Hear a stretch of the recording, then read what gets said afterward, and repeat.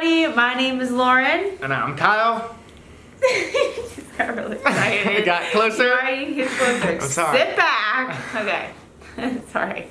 Okay, so we are the coaches at Team Cosmic Bodies, and today we're going to go over a big topic here, and that's the loneliness in this sport of bodybuilding. So yeah, we're just gonna go kind of over just three major points here, and maybe a little bit of our own experiences. So yeah, want to get into it, Kyle? Yeah, I mean, this isn't talked about too much. I've seen a couple other podcasts, a couple, but not really. It's not talked about too much. Not too much, no. And it should be, and it's okay. And it's like this. We don't want this to be seen as like a negative video, and it's like you shouldn't do the sport because of this, and we'll get into that. But yeah, it is something that needed to talk about, and maybe we can give you some tips on how to overcome it or how to deal with it and stuff like that.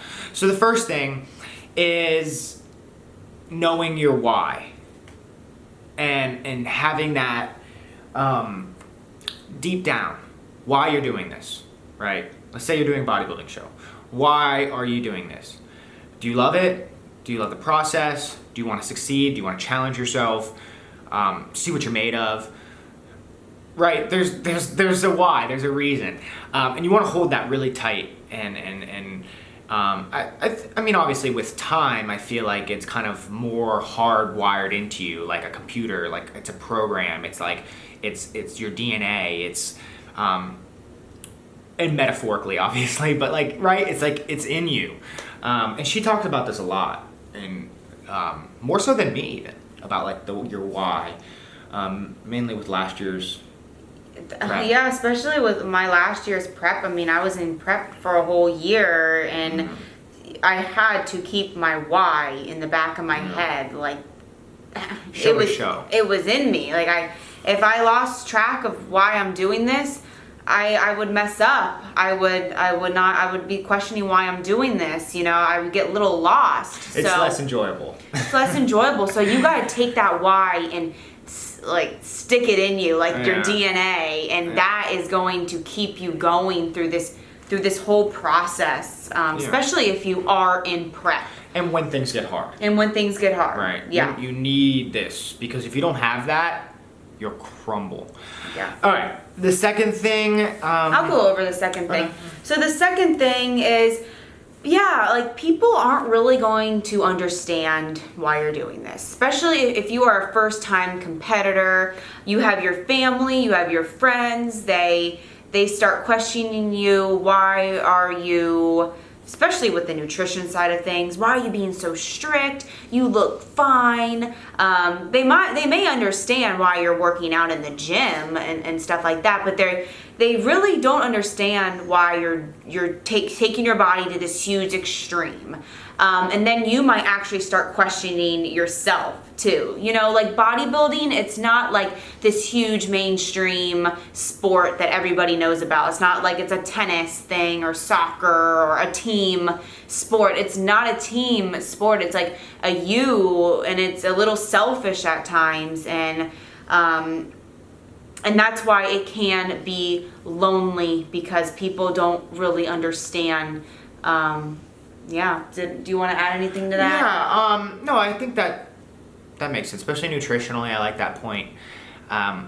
People have a hard time. It's not a mainstream thing. We're kind of like in a niche here. It's becoming more popular. Yeah, it is. And with social media, it's helping. And obviously, when you go to the gym and people are kind of getting ready for shows, that's happening more often. The new divisions, the bikini, the men's physique, right? This isn't just cutthroat bodybuilding anymore. So yeah, we work with a lot of bikini competitors, and then obviously with our own experiences, we have kind of seen this, especially with first time competitors, or at least if you've been doing this for only 5 years or something like that.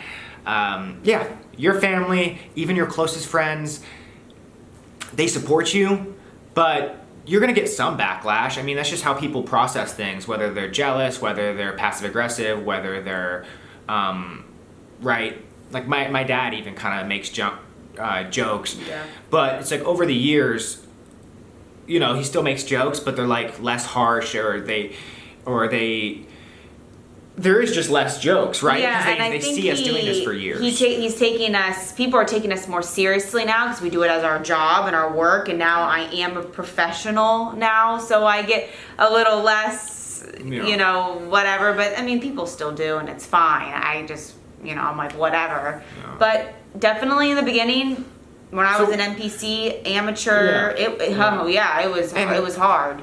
And it's like, why is that lonely? Well, our culture is a lot food focused, alcohol focused. So your family is going to be throwing random ingredients into the dishes at the meal, the events you guys go to, even family, just friends. And so alcohol is always around. So you got to bring your own food, or you can't eat their food because they didn't tell you how much fat is in that dip or whatever it is, right? So they don't connect the dots there on how that adds up and how that.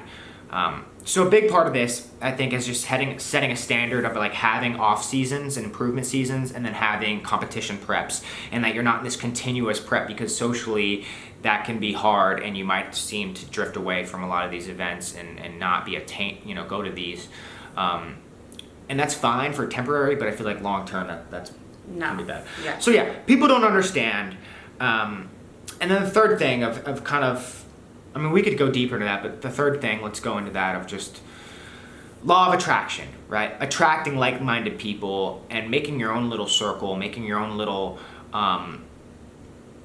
we understand each other, right? And that's why it's really important to connect with others that are into this, just like you, Kyle. Your coach is someone that supports you and that understands. And it's good to have a coach for that reason. You can even go, just start surrounding yourself with people that actually are interested in what you're doing. Like, that's why I love Instagram. I love social media. There's good stuff about it. I love going to the expos and meeting like-minded people. That's how you're going to meet friends and the gym. And sorry to interrupt, but that takes effort, right? We're going to the expos. We're trying to talk to people on social media. I mean, that's kind of easier, but she's making the effort, the law of attraction, law of attraction, having that tight-knit group, connecting with people, and just over time, that's who you're going to attract, right? Your gym friends, or having that balance of compromise, because I have friends that aren't into bodybuilding at all, and I'll still hang out with them, and hang out with them a little less during competition prep, but then after prep, I hung out with them still. I mean, I hung out with them during prep, right? You still got to make that effort with even... And my personal opinion, I started seeing myself, I started surrounding myself with people who are doing what I'm doing, but they're better than me. Coaches who are doing what I'm doing, but they're a step higher than me. And I started seeing myself becoming friends with them in a way, and I feel like they kind of I'm wanting to do as they're pushing me to do better, especially IFBB pros and stuff like that. So you do want to surround yourself with people that are working harder than you. Because your coach, we're good friends with his coach now, and people that I have been looking up to for years, and now I'm about to step on stage with them. It's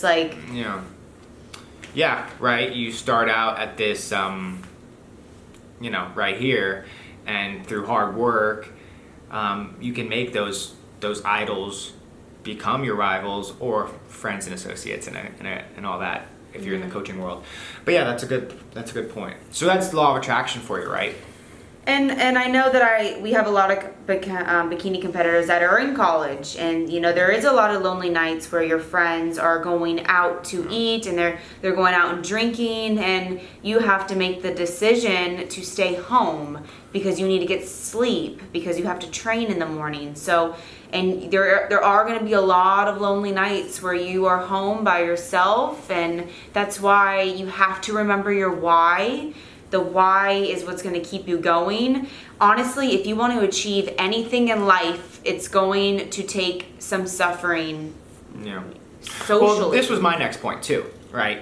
So you're making these sacrifices socially, or whatever it may be, that you grew up not really missing these things. that's one reason why I don't want people contest prepping like throughout high school and college, like the entire time. That's crazy. I do want you to enjoy some life, some good social times. But yeah, right? So you're making these sacrifices. But then you see it pay off, right? You see these goals come together. And so it's like this bodybuilding thing, right? You made a goal, you worked your ass off. You didn't cheat yourself. And you accomplished it and good things happened. Let's say you won the overall at nationals, and you became a pro. But then that happens in other things in your life, maybe school, maybe business, maybe, right? You're setting these goals and you're accomplishing, you know what it fucking takes to sacrifice, to be a little selfish sometimes. But then maybe you do have that balance and you're doing okay socially with your friends and family, and you have that little tight-knit group of community. Right, it really does pay off big in the end. And then within your why, you know it's right.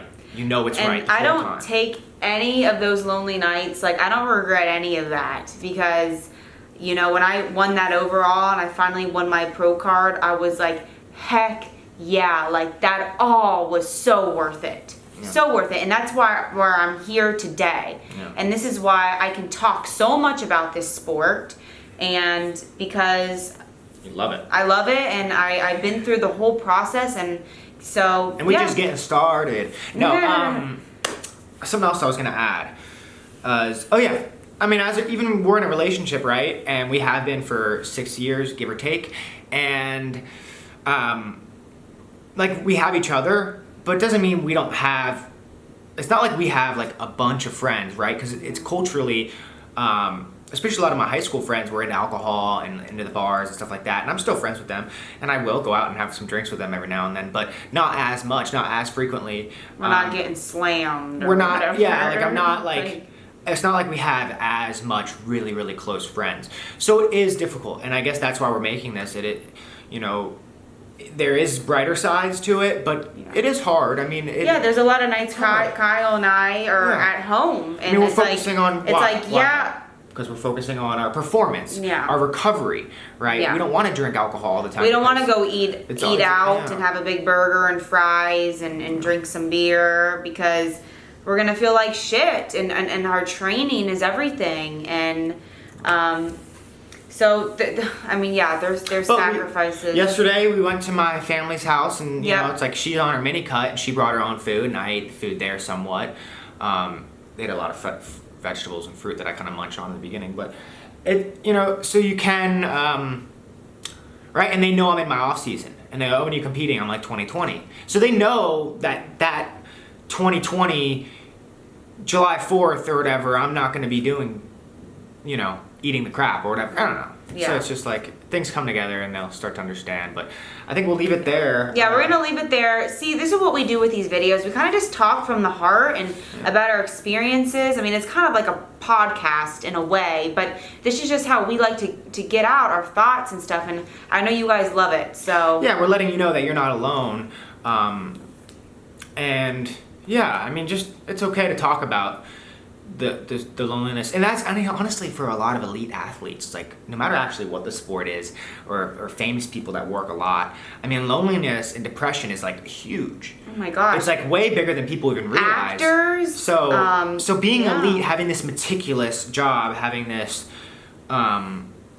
it's meticulous, right? We're focused on our recovery, our sleep, our protein intake, our protein feedings. So a big part of that I like to talk about too is just planning ahead. I love those bodybuilders. I don't care if you eat clean or not, just having like your 6 meals or your 4 meals for the day for a couple of days, and that takes off so much stress. Even if you're gonna go eat out to you bring your meal and you can still talk to everyone and have that social interaction, and you're like drinking your diet soda and you're eating your food or whatever. It's not about that. It's not just about the food.